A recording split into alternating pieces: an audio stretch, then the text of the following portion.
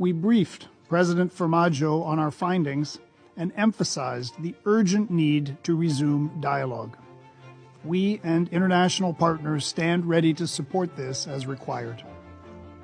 While technical advances across political, security, economic, and humanitarian agendas have continued, I must underscore that these gains will quickly reach their limits without the necessary political agreements.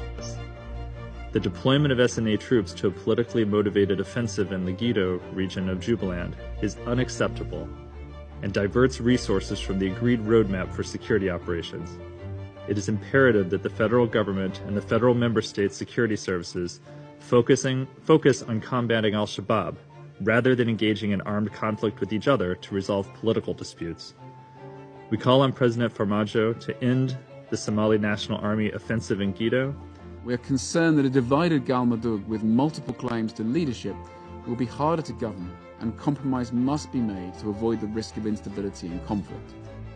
The new electoral code has now been approved by the House of the People and the Upper House and signed into law by the President.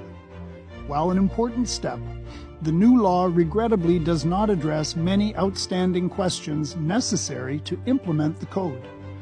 These questions relate to the locations of constituencies, how to guarantee 30% of seats for women, and the modalities to enable Somalis from across the country to